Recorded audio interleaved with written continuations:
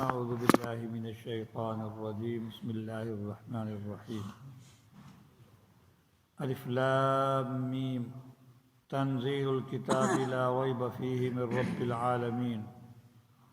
أم يقولون افتراه بل هو الحق من ربك لتنذر قوما ما أتاهم من نذير من قبلك لعلهم يهتدون اللہ الذي خلق السماوات والأرض وما بينهما في 6 أيام ثم استوى على العرش ما لكم من دونه من ولي ولا شفيع أفلا تتذكرون۔ سورہ الف لام میم السجدہ کی پہلی 4 آیات مبارکہ میں نے تلاوت کی ہیں۔ پہلی آیت میں تو الف لام میم یہ متشابہات میں سے ہے۔ علماء کرام مفسرین اعظام یہی لکھتے ہیں اللہ اعلم بمرادہ، اس کی حقیقی مراد تو اللہ ہی جانتے ہیں۔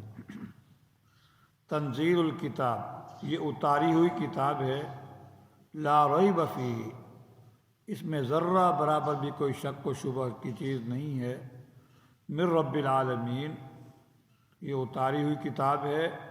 رب العالمین کی طرف سے ہے، تمام جہانوں کے پالنے والے کی طرف سے ہے۔ تو اس آیت مبارکہ کے اندر اللہ تبارک و تعالی جو ہے قرآن کی حقانیت بیان فرما رہے ہیں کہ قرآن مجید، کیونکہ کفار مکہ یہ اعتراض کیا کرتے تھے کہ یہ خود گھڑ لیتا ہے، اسی اعتراض کو اگلی آیت کے اندر اللہ تبارک و تعالی ارشاد فرما رہے ہیں ام یقولون افترا، کیا یہ لوگ یہ کہتے ہیں کہ محمد نے اس کتاب قرآن مجید کو خود گھڑ لیا ہے؟ ان کے اس اعتراض کے اللہ پاک نے مختلف پہلوؤں سے جواب دیے، مختلف پیراؤں میں۔ کئی جگہ فرمایا کہ تم بھی تو اپنے آپ کو فصیح اور بلیغ سمجھتے ہو، تو تم بھی تو اسی طرح کی کلام بنا لو، تم بھی تو اسی طرح کی کلام بنا لو، قل فاتوا بصورت مثلی اس جیسی ایک صورت ہی بنا لو، بعشر سور مثلی مفتریات 10 صورتیں بنا کر لے آؤ۔ 1400 سال ہو گئے اس چیلنج کو، ابھی تک اس جیسی ایک آیت بھی پیش نہیں کر سکے،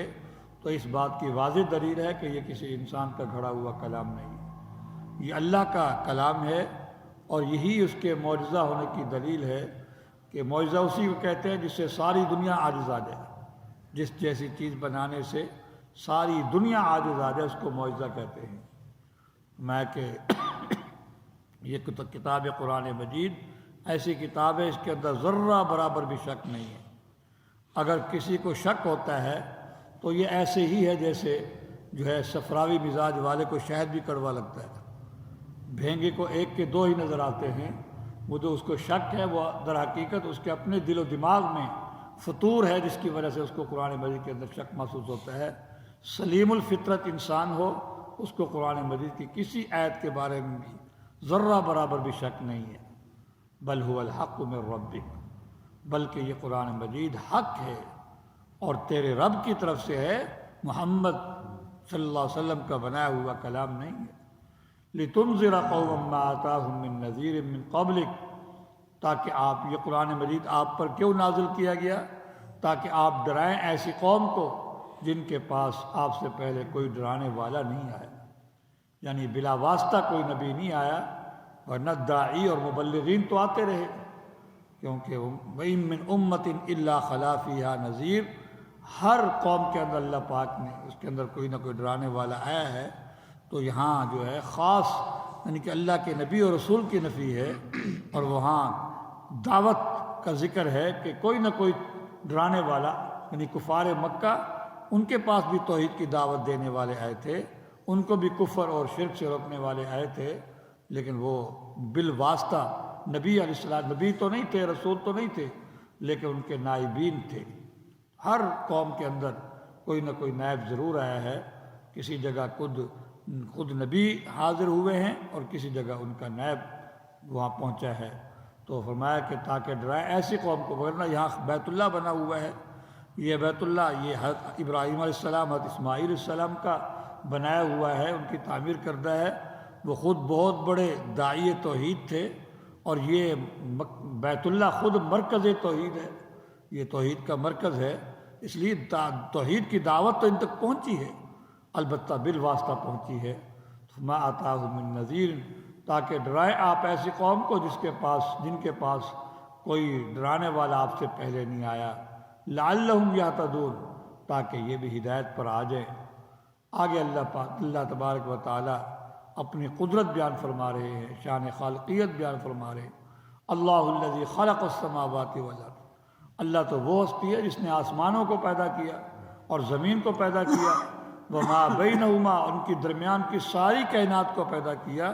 فی ستۃ ایام، تو جس کی شان خالقیت ایسی ہو وہ عبادت کیے جانے کے حقدار ہے۔ تم بتاؤ جن کی تم پوجا کرتے ہو انہوں نے کیا چیز پیدا کی ہے؟ کیا چیز پیدا کی ہے؟ پھر فی ستۃ ایام، 6 دنوں کے اندر، یہ مخلوق کو سمجھانے کے لیے کہ ہر کام میں جو ہے وہ متانت اور سنجیدگی اور سکون اور اطمینان کے ساتھ کام کرنا چاہیے، ورنہ اللہ کی قدرت تو ارادہ کرے اللہ کسی چیز کا وہ فوراً ہو جاتی ہے۔ اللہ کی قدرت تو اس طرح ہے، لیکن یہ 6 دنوں میں جو پیدا کیا گیا ہمیں سمجھانے کے لیے کام کو تسلی سے کرنا چاہیے۔ ثم استوى علی العرش، پھر اللہ تبارک و تعالی عرش پر مستوی ہوئے۔ یہ بھی متشابہات میں سے ہے کہ کس طرح مستوی ہوئے، اس کی کیفیت بس اس سے اللہ کی جو مراد ہے ہمارا اس کے حق ہونے پر ہمارا ایمان اور یقین ہے، اللہ کی جو بھی مراد ہے۔ باقی اس کی کیفیت کیا ہے وہ اللہ ہی بہتر جانتے ہیں۔ حضرت امام مالک رحمۃ اللہ علیہ کے پاس ایک شخص آیا، اس نے اس طرح کا سوال کیا، فرمایا کہ یہ بدعتی ہے، اس کو نکال دو اس مجلس کے اندر۔ آپ نے اس کو بیٹھنے سے روک دیا، فرمایا کہ یہی فرمایا کہ یہ جو اللہ نے فرمایا ہے اس کے حق ہونے کا ہمیں اعتقاد اور یقین اور ایمان ہے، اس کی کیفیت کیا ہے وہ اللہ کے سپرد ہے۔ اللہ عرش پر کس طرح مستوی ہوتے ہیں وہ اللہ ہی بہتر جانتے ہیں۔ مالک، کیونکہ اصل بات یہ ہے کہ اللہ جسم سے پاک ہیں، ہم جیسے اعضاء سے پاک ہیں، باقی کیا کیفیت ہے وہ اللہ ہی جانتے ہیں۔ اللہ سنتے بھی ہیں، کیسے سنتے ہیں وہ اللہ ہی جانتے ہیں کیسے سنتے ہیں۔ اللہ ہمارے جیسے کانوں کے بھی محتاج نہیں ہیں، ہماری جیسی آنکھوں کے بھی محتاج نہیں ہیں، نہ ہماری یہ تو جسم ہے، یہ تو اعضاء ہیں، یہ تو محدود ہوتی ہیں۔ اللہ لا محدود ذات ہے، اپنی صفات میں بھی لا محدود ہے، اپنی ذات میں بھی لا محدود ہے۔ فرمایا ما لکم من دونہ من ولی ولا شفیع، تمہارے لیے اللہ کو چھوڑ کر اللہ کے مقابلے میں نہ کوئی دوست مددگار ہوگا، نہ کوئی سفارشی ہوگا اللہ کے مقابلے میں۔ اللہ جس کو چاہیں گے سفارش کرنے کی اجازت دیں گے، جس کے لیے چاہیں گے سفارش کرنے کی اجازت دیں گے۔ افلا تتذکرون، کیا تم نصیحت کو سمجھتے نہیں ہو، نصیحت کو قبول نہیں کرتے؟ الحمدللہ رب العالمین والعاقبۃ